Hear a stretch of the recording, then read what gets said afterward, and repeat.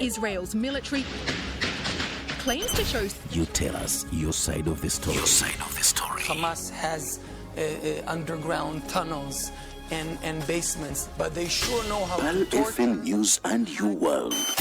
Behind every statement, there is a bigger story. Get the bigger and real story. This is Pearl FM. Ekkola ly'omuntu wa bulijjo. Pearl FM ekulera omuntu wa bulijjo. Wabula nnyo kuba nti okyatumbudde akadde kano kennyini atugoberera Iran, America. Ali Abdullahi Al-Abadi ya coordinatinga oba yakulira ebya coordination okugatta amagye ga Iran's army ne Islamic Revolutionary Guard Corps. Yavudde n'ategeeza bw'ati n'agamba nti any military strike on Iran would turn all US bases in the region into legitimate targets. Tujja kuba buli awali base America tugenda kubawo. Iran yakwasaganya amagye ye coordinator kubanga balina amagye ga mirundi ebiri. Balina IRGC amagye ag'omutawaana amakambwe, then ne babeera ne amagye ag'eggwanga Iran Army. Kakati bwatu bwe yayogedde owookubiri wuuno ye General Muhammad Pakpul, commander owa Revolutionary Guards Corps, yategeeza n'agamba nti Iran is more ready than ever. Iran is more ready than ever. Finger on the trigger. Nti abairani bagaludde engalo eri ku manduso bweti. Balinze agenda kubalumba engalo eri ku manduso. Finger on the trigger. Iran. Era yagambye nti please America mubeere bagezi, avoid any miscalculation. Temugeza ne mukola ekibala ekifu. Temugeza ne mukola ekibala ekifu. Abamerika babadde batandise n'okupulinga abamu ku bantu abadde ku bases zaabwe mu Middle East oluvannyuma lwa Iran okuba nti yategeeza nti ejja kuzikuba ezoogoloze. Babadde bagenda maaso n'okuba nti bakikola. Wall Street Journal lupapula lwa mawulire lwakootinze Minisita Abbas Araghchi Said, minisita nsonga za buli w'eggwanga, n'ategeeza nti Iran would be firing back. Iran would be firing back with everything we have. Singa batulumba buli kye tulina tujja kikozesa okwerwanako. Kati embeera bwetyo bweri. America agamba nti nzija kyokka n'omusajja ayitibwa omu Iran naye agamba nti ndi ready mujja kundaba akanfaamu mbeera nga bwetambula. Kati munda mu kibuga ekitibwa Tehran kankutwalayo katono. Bogenza okukya Mande olunaku olwaleero nga mu kibuga Tehran bamaze okulaga balina billboards kangame billboard ennene eri wakati mu kibuga Tehran bagiraze bakubye ekifaananyi aba Iran nga kuliko aircraft kali ekyombo kya America. Bakubye ekyombo kya America ne bakiteekako. Ekyombo kino bakitaddeko damaged and exploding fighter planes nga kiriko ennyonyi ezikubiddwa ezaako omuliro. Ekifaananyi kye bakubye ndoza baziyita zimuro nga bakulaga ekyombo tebagambye mbu kya America naye nga kiriko ennyonyi eziri mu kutundumu kw'omuliro nga bazikubye. Kati era ku kifaananyi ekyo kibamaze okwandivayiringa mu Tehran nga kuliko emirambo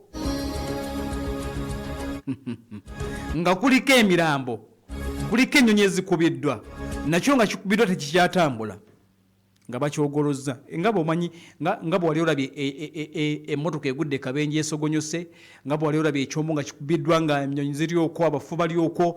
Kati ekifaananyi ekyo bakitadde ku billboard muro nga bwe wandibye omuntu ng'atadde ekintu ku billboard. Kati kyekifaananyi kye bakubye mu kibuga Tehran wakati.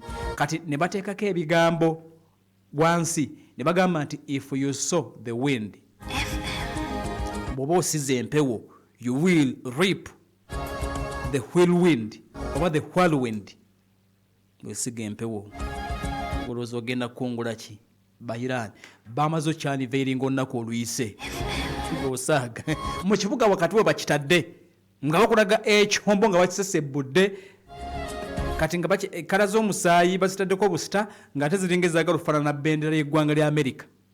Bayiraani nagambye nti balina omutima maama tebaatya biduuduma, balina kye basinga okuba nakyo. Oyinza okugamba nti ebyokwansi babirina, balina missiles n'ebirala bye tuze tukubuulira, naye kisinga okuba ekikulu nti balina lo, tebatya kufa. Olutalo ng'onaalulwana ebiseera ebisinga ziba ensonga nnyingi. Emu ku nsonga ezo okuba na mutima n'ofaafaagala n'omuntu, kati yeira nti bo mu mbeera yonna bafa naawe.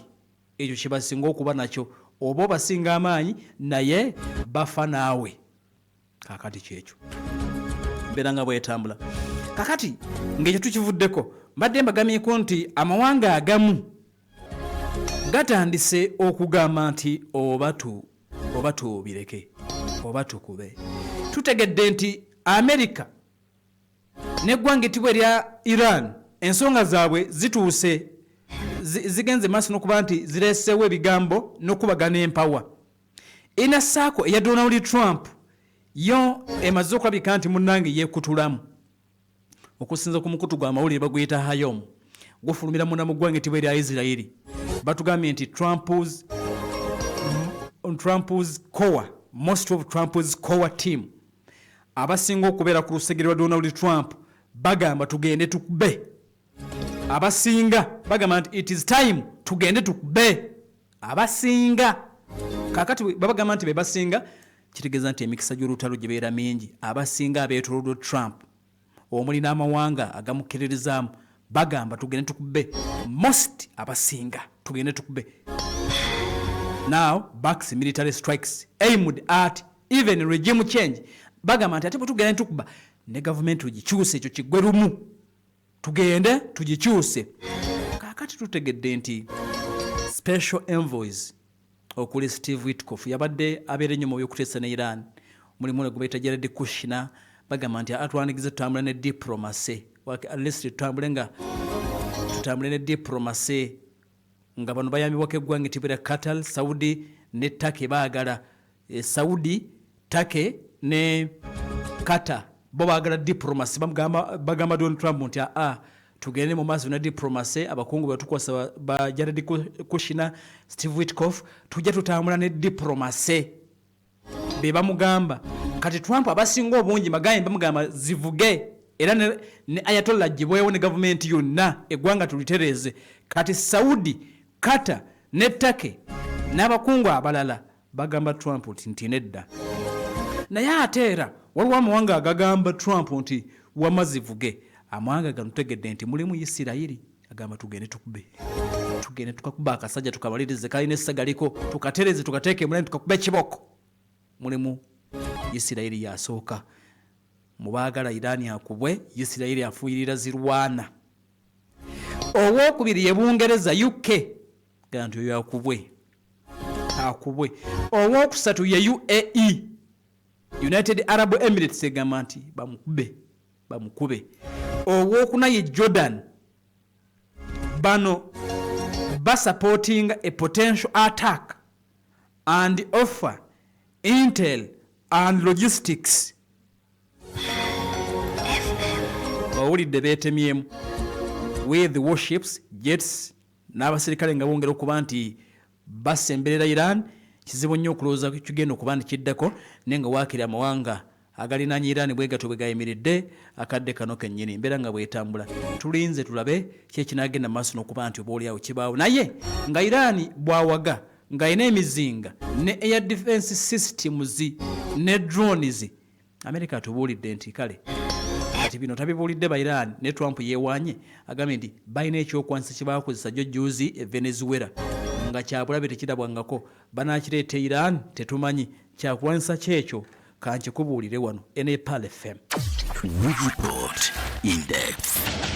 New video today from Israel's military claims to show. You tell us your side of the story. Hamas has underground tunnels and basements, but they sure know how PAL to torture. FM News and You World.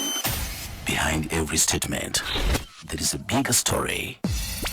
Get the bigger and real story. This is Pal FM ekkola ly'omuntu wa bulijjo.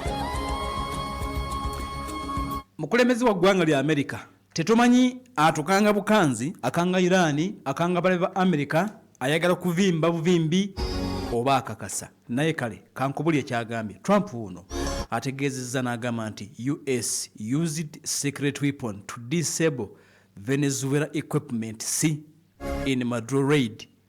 America bategeezezza nti ebyaddala balina ekyokuwanza kye baakozesa nga kiri secret era ng'ensi yonna tekimanyi kebabeera abarasha abapika obunyama kebere North Korea kebere Iran kebere China nga tebakimanyi. It is a secret weapon that only belongs to the US. Trump mu kwogera kuno kwatasirika bulijjo magamba nti yalinga omwogezi wa gavumenti anaatera okwogera ebyama mulungi mu kusabuka kati ayogedde abadde ayagala kwewana abadde agenda kukyogera naye era waakiri oba erinnya lyatubulidde ledyo simanyi. Trump ategeezezza nti balina weapon bagiyita the discombobulata oba kitukanga ekisajja kino wulira ekyokulwanyisa disco si disco discombobulata the discombobulata mbu kyakulwanyisa kya America ate kiri secret beboka bakirina discombobulata. Bagambye nti yo secret weapon gye bakozesa okudiseplinga ebyuma byonna ebya Venezuela bakwata omusajja nga balinga bakwata akakoko ng'ebyuma byonna tebikyakola. Ensi ebadde yeebuuza nti what happened to air defense systems ezeggwanga ettibwa erya Venezuela Russian made China made tezaakola. Kati Trump agambye mbawulire twaleeta discombobulata mbo baleeta discombobulata byonna nebijjako bamubuuzizza owaayi biki ebikwata ku discombobulata. Trump agambye nti amateeka teganzikiriza abadde ayogera n'omukutu nno ogwetibwa the New York Post n'agamba nti I'm not allowed to talk about it. Sikkirizibwa kukyogerako naye twakikozesa ebyuma byonna twabijjako nga tukozesa discombobulata. Bamakinga sure nti tewali kyuma na kimu kikola era bwe kiba nga kiri bwe kityo omusajja nga alina kidisiko kye kidiscombobulata ekisobola okujjako ebyuma byonna. Ffenna abaatumaze omulina Uganda ffenna abaatumaze ne Russia abaawedde gwate waba alina ekyuma ekijjako ebibyo kati kitegeeza nti ekyuma ekyo kikusiba emikono baali bakusibyeko emikono ne bakuteeka mu kasonda ate omusajja ne bamuleeta nga ye si musibe. Kati America ayagala kuba abantu nga basibe emikono mbw alina ekyuma ekigenda mu maaso n'okuba nti kisanyalaza ebibyo byonna kati najja n'akutimpula nga tosobola kwegatta tolina ngeri gy'osobola kumukuba tosobola kwekuŋŋaanya omukube. Era Trump agambye nti bwe twaleeta discombobulata eno they never got their rockets off. Tebaki rockets ate zaali zivaayo. They had Russian and Chinese rockets and they never get one off. Tewali yadde eki gye baakasuka. We came in twayingirawo they pressed buttons ne batandika okunyiga amapeesa ga air defense systems and nothing worked. Tewali kyavaayo yadde neki. They were all set for us.